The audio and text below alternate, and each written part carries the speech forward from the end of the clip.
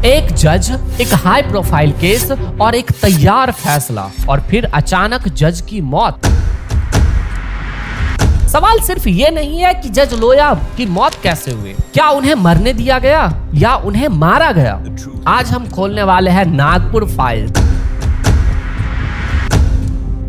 एक ऐसी रात की कहानी जिनकी कभी सुबह नहीं हुई। नमस्कार, मैं हूं दुर्गेश और आप देख रहे हैं ब्लूप्रिंट हिंदी। तो चलिए शुरू करते हैं जज लोया की आखिरी यात्रा।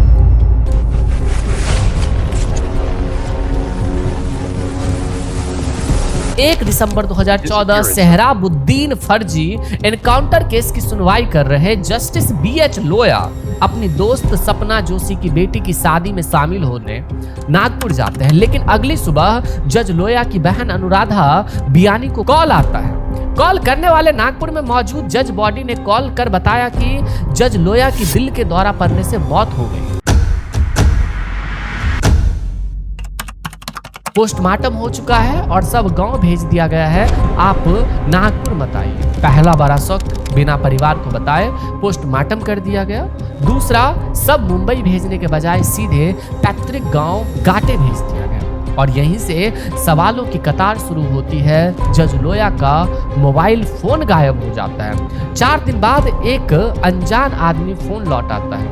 फोन में क्या मिलता है? सारी कॉल्स डिटेल्स और मैसेज डिलीट। कहा गया जज लोया नागपुर के रवि भवन गेस्ट हाउस में ठहरे थे, लेकिन जब एंट्री रजिस्टर खंगाला गया नाम ही नहीं मिला। कर्मचारी कहते हैं हमें नहीं मालूम लोया नाम का कोई जज यहाँ कभी ठहरा भी था। तो फिर सवाल ये है, वो आखिरी रात आखिर बीती कहाँ? अब कहानी में आता है सबसे खतरनाक मोड़। जज लोया के पास एक दिन एक वकील एक नेता के साथ आता है, हाथ में एक तैयार फैसला। कहा जाता है बस इस पर साइन कर दीजिए और कोर्ट में यही पढ़ दीजिए। ये ड्राफ्ट फैसला था अमित शाह को बरी करने का। अंदर से टूटते जज लोया अंदर तक हिल जाते हैं।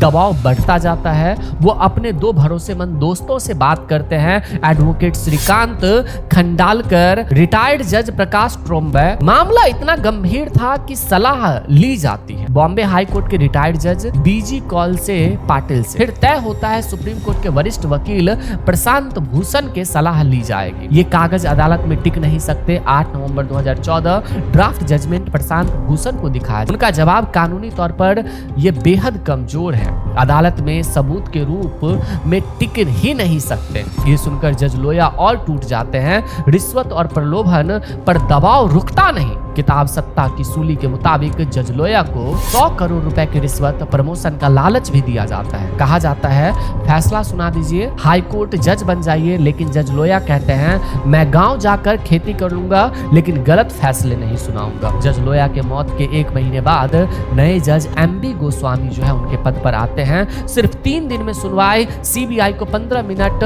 मात्र 15 मिनट सुनते हैं और अमित शाह को बाइज्जत रिहाई। और यही सत्य का ही विजय होता है।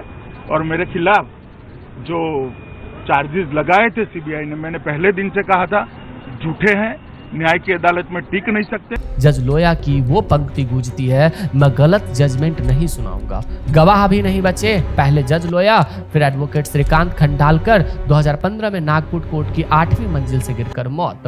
पुलिस कहती है सुसाइड, लेकिन फोन गायब, परिवार हत्या का शक जताता है। फिर उसके बाद रिटायर्ड जज प्रकाश ट्रोम्बे ट्रेन में रहस्यमयी मौत। आज भी 4 सवाल जवाब मांगते हैं। बिना परिवार को बताए पोस्टमार्टम किसने करवाया?